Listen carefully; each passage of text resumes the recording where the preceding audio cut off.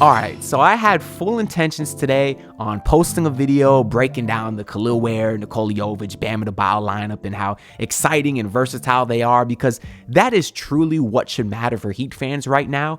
But I'll save that video for tomorrow, because right now we're going whale hunting, as about 20 minutes ago, Shams dropped an absolute bomb that essentially said the Sacramento Kings are opening up talks on potentially dealing De'Aaron Fox ahead of the February 6th trade deadline. Now, like I said, this news just broke. It was about 20 minutes ago. I tried giving it some time to see if some minor details would come out, and some things did, so we'll get into those.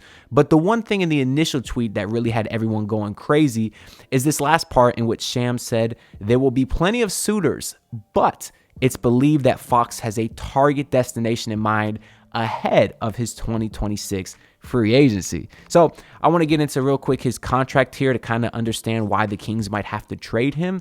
And it's because he only has a year and a half left on his contract. He's getting $34 million for this season and $37 million next season. And so far, Fox has not signed his extension, meaning that he could potentially walk for nothing. And obviously that would just be a nightmare case scenario for the Sacramento Kings if they can't get any value for him. Now, the reason some people might say, oh, why are they trading him now? Why don't they trade him next year? Well, truthfully, the longer you wait to trade him, the worse the assets are going to be in return. I mean, as a Heat fan, we're seeing that right now with Jimmy Butler, but especially a guy like De'Aaron Fox, who's a lot younger, and he could walk and go pretty much anywhere he wants. If the Kings were to wait till next year to trade him, well, a lot of teams might be more hesitant to give up a lot of assets for Fox if he could walk at the end of the season. Whereas a team that might trade for him now might say, hey, we know we're not a preferred destination, but we still got the rest of this year and all of next year to convince you to stay. So that's why trading De'Aaron Fox before the deadline would get the Kings really the most value on any potential return. And I do want to note Chris Haynes put out this tweet also saying that basically De'Aaron Fox has zeroed in on a landing spot as the franchise looks to possibly move on from him. At this point, we know that's the San Antonio Spurs so far, but I think very clearly Fox would be interested in the Miami Heat as well, just in terms of the city, the fit, the teammates on the team. But the part about this Haynes tweet that I found a little confusing is he ends it by saying, interested teams will likely be discouraged from trading for him because he's set to become an unrestricted free agent in 2026. So basically he's saying, well, if a team wants Fox, why would they give up the assets to trade for him when you could just sign him in free agency and not have to trade any assets, not have to send out any picks or young talent, etc. Which in the Heat's case, would be nice because of course right now it's looking like the Heat are trying to move Jimmy Butler for expiring contracts, at least contracts that expire by 2026. That would be guys like Chris Middleton or Bobby Portis. And the reason the Heat want to do that is because there's a lot of stars that are potentially going to be available during that free agency. I got the list right here. Of course, you got some of these guys on player options, but most of them are unrestricted. I'll go through them. Dame, LeBron, Bradley Beal, Jimmy, Durant, Levine, Trae Young, Doncic. It's like, I'm sure as I'm reading these names, you're noticing most of these guys are not even realistic options at all, which is why I personally think that the idea of waiting for free agency is stupid. Like, the Heat have been waiting for a star to come to us in free agency since we got Jimmy Butler. And that was, 6 years ago? And obviously, we haven't been able to get anybody else. And truthfully, I think free agency in today's NBA is just dead. It doesn't really exist anymore, at least not for star players, because it has turned into more of a player-empowered league, which to a certain extent I like. It's got its pros and cons. But really, because the players have all the power, they kind of dictate when they want to be traded, when they don't want to be. Because you got a guy, we've seen a million examples in the last several years. Whether it's Paul George wanting to go to the Clippers, AD wanting to go to the Lakers, Jimmy Butler wanting to go to Suns, Damian Lillard forcing his way out of Portland, even though he had 4 years left on his contract. So the point is these stars don't really make it to free agency anymore. They kind of move on whenever they want to go, and 90% of the time they actually get to where they want to go.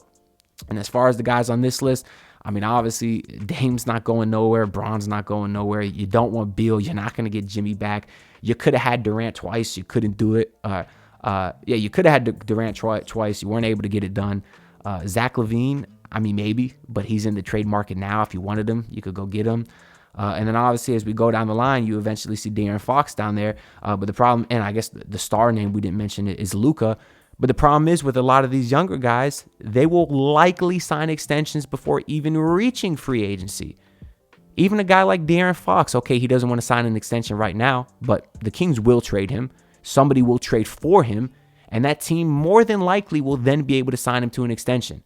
Because I'm not sure a team is trading for De'Aaron Fox unless they think they have a legit shot to get him at that extension. I mean, they possibly could, because like I was saying earlier, they still have a year and a half of him under contract guaranteed.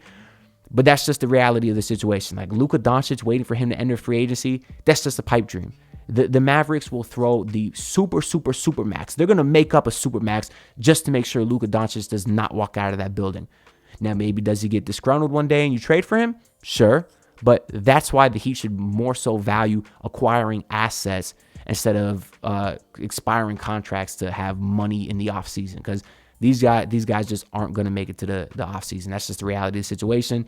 They waited for Donovan Mitchell's another one. He signed his extension with the Cavaliers. We'll never see free agency. So you kind of get my point there.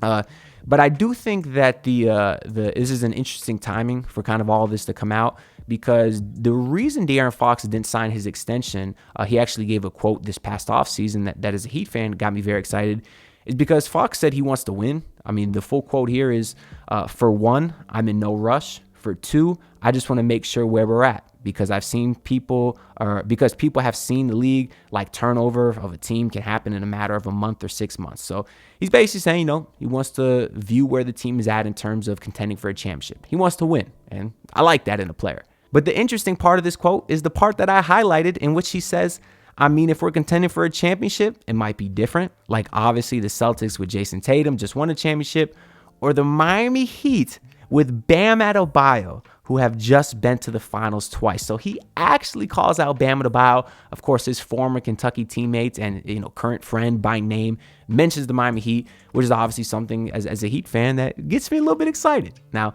I know Fox is just pointing out a couple of other guys from his draft class and comparing himself to them, but still, he notes that the Heat are a winning franchise, and he respects it at the very least. Now, from the Kings' perspective, I mean, a lot earlier in the season, I thought it was more likely that they would move on from Fox just because the team was playing bad. But they've actually been playing better of late. That's why I'm a little confused at the timing of this. I mean, you see right now the Kings are still in the 10th seed. They're 2 games above 500 at 24 and 22. But they've won 7 out of the last 10. And they're currently, I guess, 2 behind the 6th seed. That being said, they're also 1 behind the 12th seed. So there's a lot of variance there. But just when you are that close to potentially locking up a top 6 seed, usually those teams are more hesitant from moving on from a guy. Usually they like to hold on to a guy for much longer than they should. And because I could see the Kings sort of convincing themselves that they have a chance at the top 6 seed, I would think they would hold on to Fox, but I guess not. That's why they kind of put the feelers out there that they're willing to move on, just to maybe see what's out there at the very least.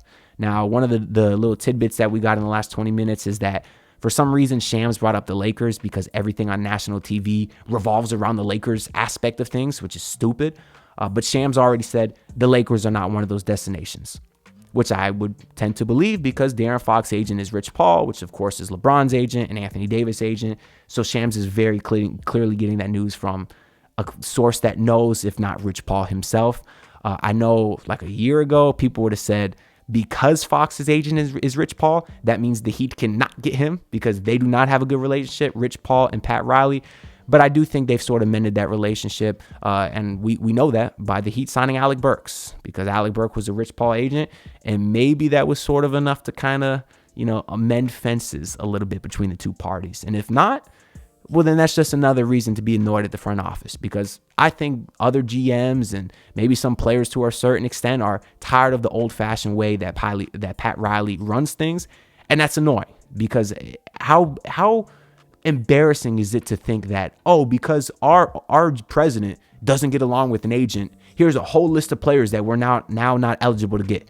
This is not a good way to run a business. So I would hope that Pat Riley and Rich Paul are able to get along, but kind of the biggest piece of information we got is when it was revealed, at least by a guy named James Ham so far, that said that the San Antonio Spurs are De'Aaron Fox's preferred trade destination, which makes sense. Obviously, that team would be pretty lethal for years to come with Fox and Wemby. But you know what I have to say to the Spurs? I gotta say, swiper, no swiping. That was a really cringe Fox reference, but I don't feel like editing it out. So we'll deal with it. But the reason I say that is because the Miami Heat do have a package that I think could compel the Sacramento Kings to accept our offer. I put this together pretty quick in the trade machine. Obviously, there's a whole lot of variables in terms of what we get for Jimmy Butler.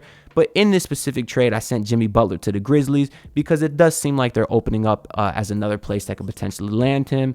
Since the Suns stuff looks like it might not happen, we heard the reports yesterday that some more teams are opening up to are reopening up the idea of actually getting Jimmy, including the Warriors, including the Grizzlies. So in this trade, I do have the Grizzlies getting Jimmy Butler, and then they would send over a bunch of money. They would send over Marcus Smart, Brandon Clark, and Jalen Wells to the Kings, along with 1 first-round pick, and then they would send Luke Kennard and John Conchar to the Heat for the rest of the salary filler. And then, of course, the Heat would be getting De'Aaron Fox, and they would send over 2 first-round picks, Nikola Jovic and Jaime Jaquez. So, obviously, from the Heat side of things, this is a no-brainer. You get De'Aaron Fox, you pair him with Khalil Ware, Bam Adebayo, Tyler Hero. That is a phenomenal starting 4 group. I don't care who you got at the 3, whether it's Haywood Highsmith or someone else you pick up down the line, maybe even it's John Conchar. I don't care. You get a talent like Fox in the building, and for a team that has struggled scoring as much as they have, you absolutely can use his talents. He can play defense, so he fits great on that side of the ball next to Tyler Hero. He can throw the lob to Bam and Ware, and overall, it would just be a scary unit for obvious reasons. I know a lot of Heat fans are going to give some pushback and say, hey, we just saw Nikola Jovic play with Bam and Ware at the same time. It looks like the potential is through the roof. And you're right, but I'm here to tell you, if you want to get a star, borderline superstar at a young age, like De'Aaron Fox, you got to give to get. So if you think Jaime Jaquez, Jovic, and 2 first-round picks is enough, or is too much, I don't know what to tell you, because then you're not going to get anyone. And that's okay if you think it's too much for De'Aaron Fox. Let me know down in the comments below. But I'm just saying, if you want Fox, that's what it's going to take. Now, for the Kings, they get a decent haul. Not a great haul, I will admit, but it's decent because along with Jaquez, Jovic, and the 3 first-round picks between the Grizzlies and Heat, they do also get Jalen Wells, who is, one of the better rookies in this draft class. 2nd-round pick, excellent shooter, 6'8", shooting like 39% from the field on 5 attempts a game. He's a very, very nice piece that the Kings can use going forward. Brandon Clark has shown promise too, but I don't think his trade value is too high at this point. And Marcus Smart, I'm a little bit iffy on because he has had a bit of a drop-off and some injury since his DPOY, but maybe they can turn him into something else and get some more assets. So yeah, I mean, obviously I love this trade for the Heat. I think it's decent for the Kings as well. The problem is I just don't think the Heat have any chance of competing with a Spurs offer. So that's what I was saying, man. If you think this is too much for the Heat to give up, the Spurs can still and probably will beat that because they can do something like this. Now, I know this is an absolutely ridiculous trade as I have the Spurs getting De'Aaron Fox and the Kings get Keldon Johnson, Trey Jones, and 7 first-round picks. I know, obviously, the Spurs aren't giving up 7 first-round picks. They would definitely have to give up Keldon Johnson. That salary is too good it's too movable a salary. Keldon Johnson's not having a great season, truthfully, but at $19 million for the next 3 years, that's basically the Kings trade piece to match salaries. And then same with Trey Jones, because the Kings don't need Trey Jones. They got Castle now, they're going to have Fox, they got Chris Paul, so that makes the money work for them. But the point of this exercise is the Kings have 7 available first-round picks to trade, at least. They might even have more, but they have at least 7. So that tells me what? They'll send how many they need to get the deal done. Whether it's 7 or, well, they wouldn't send 7 or 6, but they could send 5. We saw Gobert go for 5 first-round picks. You don't think Fox could? So the Spurs could send 5. They could send 4 first-round picks. And obviously, if you're the Sacramento Kings, you just can't pass it up because that's an all-time haul of picks, truthfully. But yeah, I mean, that's really all I got to say for this video. I kind of just wanted to break down the possibilities of a Fox trade again because we did this like 2 months ago. And that was back when we still thought Jimmy Butler was going to be on the team. So some things have changed, and it'll be interesting to see kind of how the situation's handled in the next week and a half, because we will get an answer very, very soon, as I just get a notification that the guy Rich Paul advised the Kings to trade De'Aaron Fox, which tells you Fox ain't going to re-sign. So I think it's safe to say at this point that Fox is going to be on the move, but we'll find out very soon as the trade deadline is approaching, and literally like a week to like less than a week and a half. So make sure y'all subscribe so you don't miss all the content coming out. I'm going on vacation in New Mexico from January 30th to February 3rd. So hopefully no big news drops because I won't have my whole camera and setup with me, but if something crazy happens, I'll break out the phone and talk to y'all because I'm certainly excited to see what the immediate future holds. It's going to be interesting the next couple of weeks. Like the video, comment. I'll read all your thoughts down below, and I'll see y'all on the next one. Peace out, y'all. Look, pull up in your city trying to get that dead face. Do it on my own, I don't need no dead weight. Had to kill him off, yeah, I need a head space. You know this homegrown bitch don't offend me.